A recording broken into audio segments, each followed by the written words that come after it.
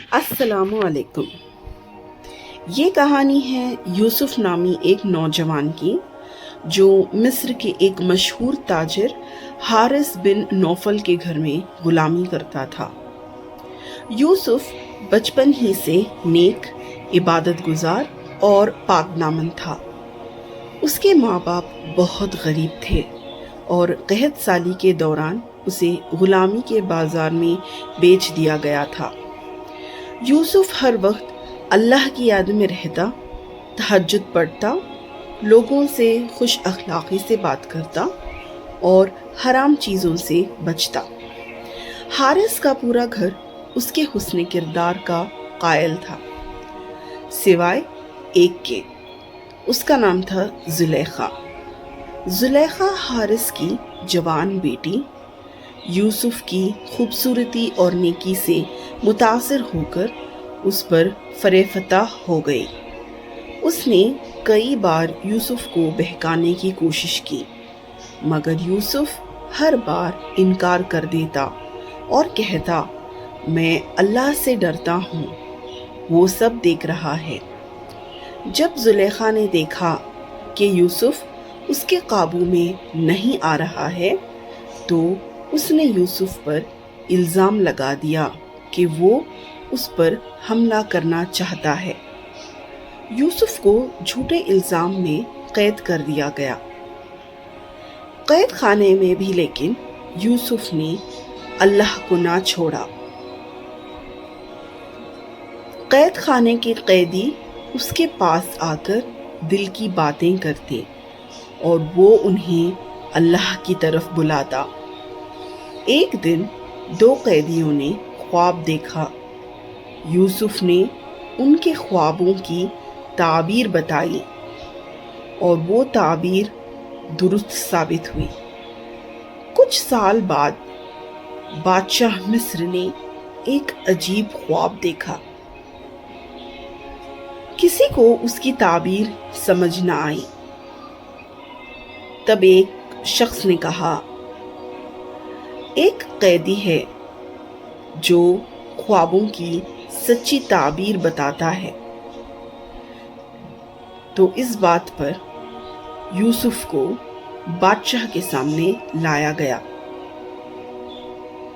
یوسف نے خواب کی ایسی تعبیر دی کہ بادشاہ دنگ رہ گیا۔ تو جب اس نے یہ تعبیر سنائی تو بادشاہ نے کہا، مجھے تم جیسے عقل مند، دیانتدار اور اللہ والے کی ضرورت ہے۔ اور یوں یوسف قیدی سے وزیر خزانہ بن گیا۔ قحط کے زمانے میں دور دراز سے لوگ اناج لینے مصر آتے تھے۔ تو اسی طرح ایک دن یوسف کے بھائی بھی آئے جنہوں نے بچپن میں اسے کنویں میں پھینک دیا تھا۔ یوسف نے انہیں پہچان لیا مگر کچھ ظاہر نہ کیا۔ بعد میں جب وہ دوبارہ آئے تو یوسف نے اپنا تعارف کروایا۔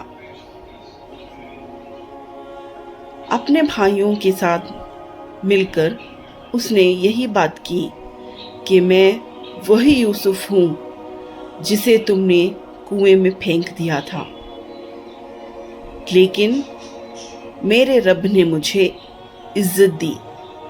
تو یہ بات سن کر اس کے بھائی شرمندہ ہو گئے۔ یوسف نے ان سب کو معاف کر دیا۔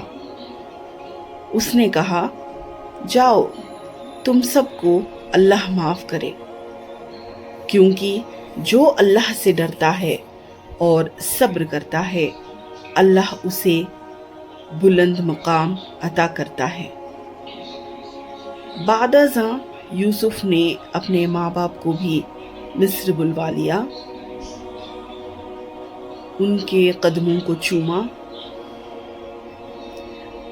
اور ان کی خدمت کی۔ یوسف نے ہمیشہ اپنے ماں باپ کو کبھی بھی کسی چیز کی کمی ہونے نہ دی۔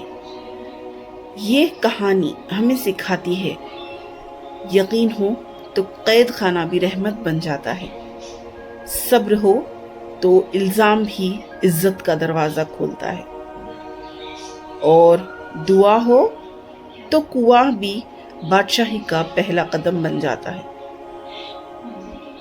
دوستوں، اگر آپ کو یہ کہانی پسند آئی ہو تو چینل کو سبسکرائب کریں، ویڈیو کو لائک کریں اور کمنٹ میں لکھیں اللہ پر بھروسہ، سب کچھ بدل دیتا ہے۔